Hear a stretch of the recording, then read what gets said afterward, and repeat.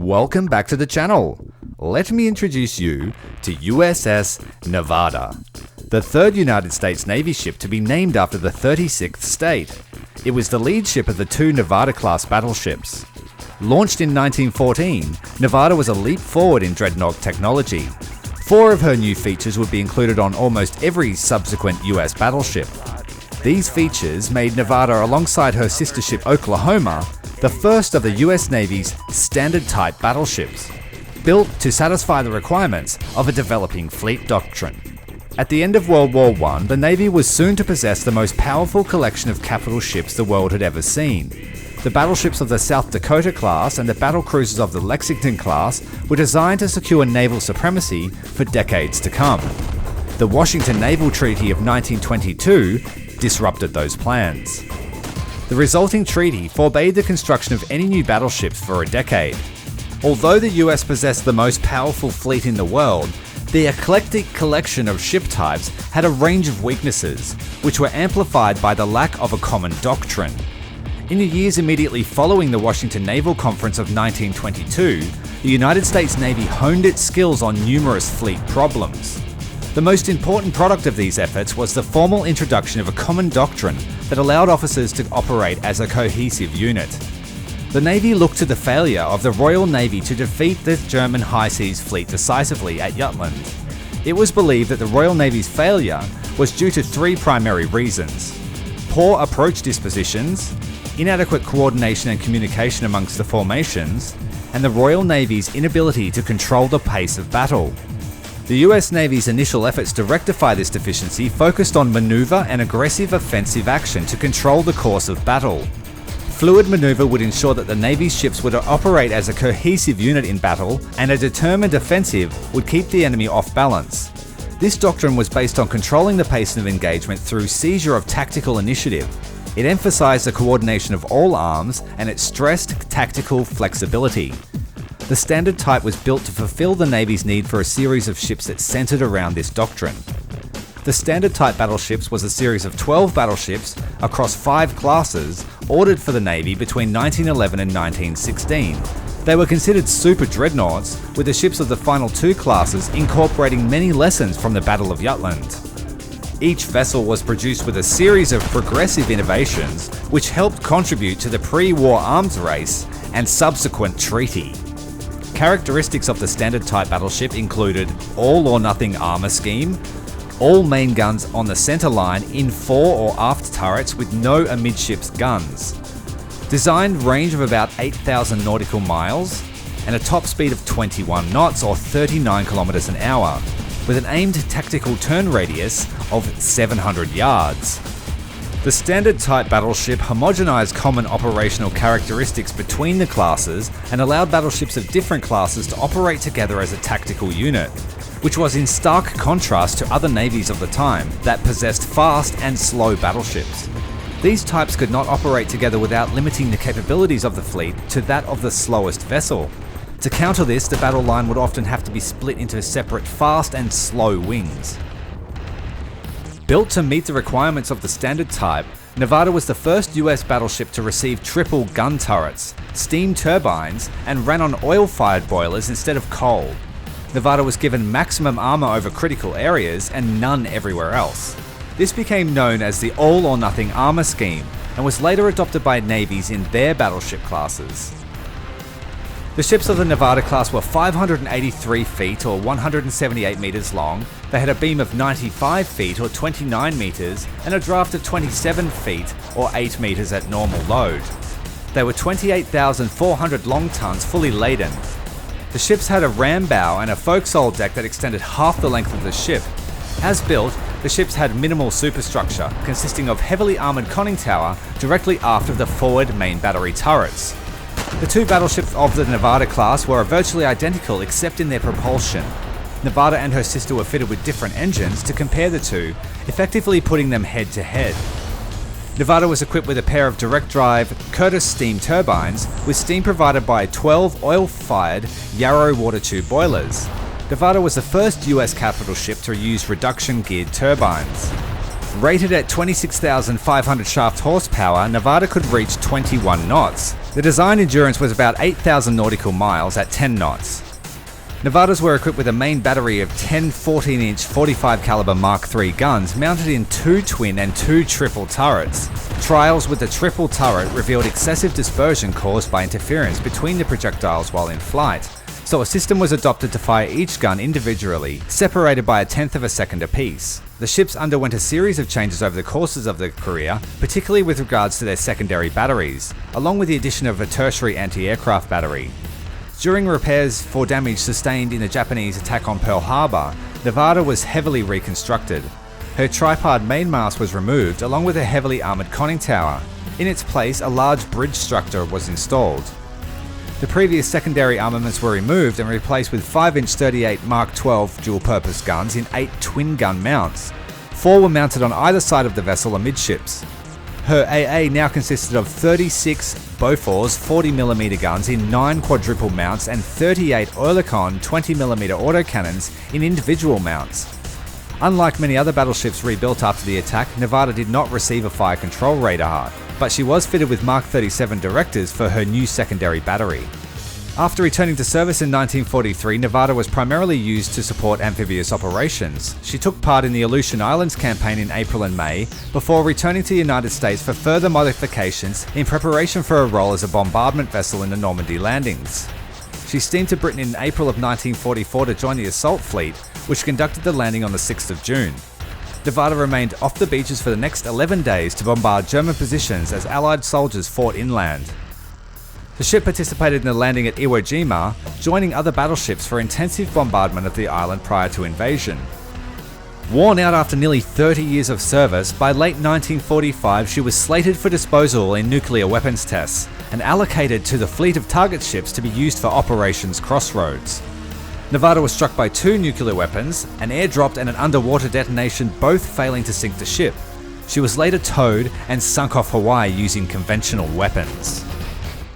I hope you enjoyed that little insight into the standard type battleship doctrine. If you have, make sure to go down below and assault that like button.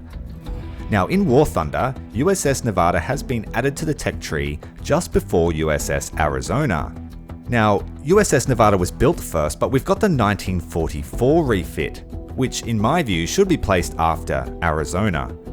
Arizona is not an upgrade, she's a side grade, and if you're looking for a better ship, you may be disappointed. It's kind of like comparing the Cleveland to the Brooklyn. It's whether you prefer that extra main gun firepower or that extra utility of the secondaries. Personally, I prefer a ship that has more utility and more adaptability across the roles, and therefore I like the later war refits of the ships.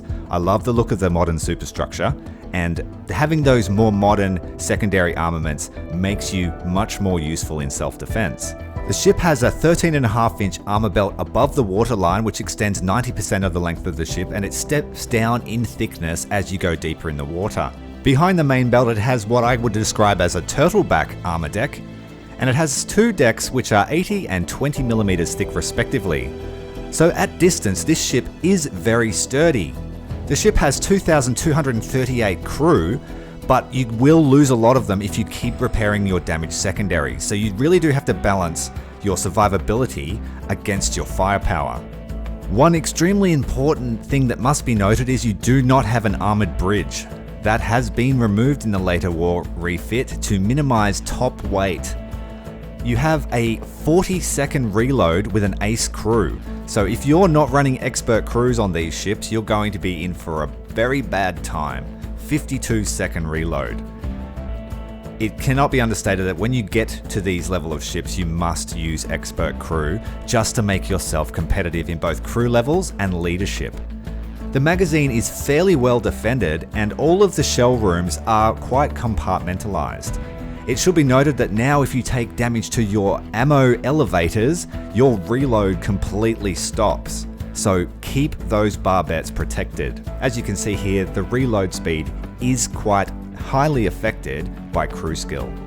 If you have a quick look at the Arizona, you can see that she has the same thickness armor belt, but as it steps down, it only steps down to 8 inches, and then it's got a flat plate behind that of 76 millimeters. So I find that this ship to be less survivable than the Nevada, but she has a lot more main gun firepower. Additionally, she also has thicker main decks, I think 100 millimeters, and also the faces of the turrets are thicker than on the Nevada. Additionally, she does have that armored deck and also some armored spaces above, but has older 5-inch guns and very little in the way of air defense. It should be noted that the scout plane on the rear of the ship does not currently function. It launches the plane, but it goes straight into the water. So I'll leave it up to you to decide which is the better ship. I haven't been able to really fight any other battleships in this ship. All of my games have been full down tiers to 5.7, and the few times that I have seen larger ships, they've been on my team or they've vastly outnumbered me and there's no real contest. You do have the armor belt to defeat most shells at range. I would say the only real weakness the ship has is in the stern quarter on this rear plate here. It could come through and hit that rear turret. But as I said, I'm yet to be detonated in this ship, and the times I have died, it's just been from relentless bombardment. I did have one really good one-on-one duel with a Scharnhorst, however it was interrupted in the later stages of that fight and we didn't really get to see who was the better ship. By running away from him as much as I could, trying to keep that speed differential as close as possible so he didn't gain on me, and just hitting him with my 14-inch shells, I did get him down to about 20%.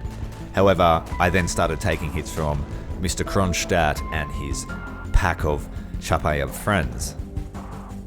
Fighting a Scharnhorst is probably the best measure of how powerful a ship is, because the Scharnhorst has probably the best armor model in the game, I would say. I wasn't able to one-tap any of these resilient ships with the 14-inch guns. I find that the armor-piercing shell doesn't quite have enough punch. It only has a 12-kilo warhead. It's more than capable of getting through this Scharnhorst armor, it just doesn't have the greatest post-penetration. Smashing through the armor plates with no worries at all. By keeping this Scharnhorst at range, his armor-piercing 11-inch guns weren't able to get through my armor belt until he closed within 8 kilometers. And even then, it was mainly due to this gigantic salvo of high explosive coming in from my stern quarter, which I didn't see at the time. Another way you can alleviate the pressure of the slow reload on your guns is to use ripple fire, and also managing when you fire to make sure that it's not during a damage control process. Firing the guns during fire control will increase reload time by about 20%. You can see that the B turret is currently frozen with its reload, and that's because I've taken a major hit to the ammo elevator. And it's not really until you get to these large warships that these mechanics become really apparent. In the faster destroyers and somewhat faster firing cruisers, it's not really noticeable unless you lose your ready room, in which case you lose all the ammunition. So keep a good eye on your main gun reload speed, and if it ever stops, that's the reason. Have a look at the X-ray and you'll see that your elevator has been damaged. The real sad thing about that too is I would like to prioritize, hey guys, fix that ammo elevator. Don't worry about the deck guns because you're just going to get murdered again. Fix the elevator. So I would like to see some kind of damage control prioritization in future. I don't want to have to send men to all areas and all stations of the ship when I really just need those ammo elevators, or I just need the machinery room back on track. One of the hidden features of having an unarmored bridge is the fact that nearly every time you take a hit from anything larger than a 3-inch shell, everyone in the bridge dies. In this case, I was trying to maneuver and I was using fullback to slow down. My bridge took a hit and now I'm stuck in reverse. That is not a good thing when you have something fast like a Scharnhorst bearing down on you, almost within torpedo range. Throughout the course of this battle, I've tried to make it a running battle, which is he's chasing me. And that will decrease the torpedo launch distance to about 5 kilometers if he wants to score a hit on me. So being in reverse is not a good thing. In fact, he's realized that he's doing very little to me at that range and so has changed targets. The real damage that I'm taking is from the backline Kronstadt over there. There's a Chapayev too. Where is the Kronstadt? And so as the battle continues to proceed, the Scharnhorst crosses that 7.5 kilometer mark, and that's when the danger starts to really increase. his gun's effectiveness are drastically increasing as he closes distance with me, and his armor effectiveness is increasing. The Scharnhorst armor is great at close range, as it really stops those flat trajectory shells. You really do need arc and heavy guns to get through a Scharnhorst, in my opinion. There'll probably be other captains out there that just know how to one-tap them. Sadly, I'm not yet one of those captains. Probably why I haven't made the promotion to captain, and I'm still a lousy commander. So by this time I've given up the pretenses of running away, A, because I am leaving the capture zone, and B, because now it's really useless to try and run away. I've lost control of synchronization of all of my guns, and it's now just fire at will. It's basically just maneuvering to avoid his allies' teammates' long-range fire, and trying to increase my survivability. So we're hitting a zigzag fashion to avoid any torpedo strikes, and it's just a matter of brawling it out until one winner walks away. Who am I kidding? I totally ran away again as I realized that our teammates had control, and my goal was to really pull the Scharnhorst out of the capture zone. Make him so determined to take me down that he neglected the team's fight. Unfortunately, culmination of his allies' team fire and also his fire, the Nevada went down in this case. Besides that battle, all of my other battles looked a little bit like this, just firing at 5.7 cruisers for 20 minutes or so. The biggest downside was not having the scout plane and being able to contest capture zones in any way, shape or form. Being such a slow ship, comparatively to the ships around you, you just need to commit to a direction and try and get there, and you sort of adapt as the situation unplays. In this case, they're just easy games. You could probably do well firing high explosive shells. I just use the armor piercing because I like to take out ready racks and make things go really big boom. Favorite of mine is getting through those Helena ready rooms and just making them blow up. Also, being bow in one of these against a battleship is not a good idea. The long fuse on a 14-inch shell will get you through the nose. So at the moment, like I said, 6.7 is quite sedate because there are so many people playing 5.7 cruisers, and there are so many people using programs to run those ships, if you know what I'm saying. This is probably one of the only situations where you want to repair your secondaries to make sure that you can kill a coastal boat. This poor guy saw all of my guns slowly repairing and then coming online all at once. I really hope you've enjoyed this video. I put a lot of love and time and effort into these, so please leave a like. And also, would you like to know more? Because I have many, many more in my catalog these days. Make sure to check out all my other videos, and I hope to see you next time. Commander Tyrael, out.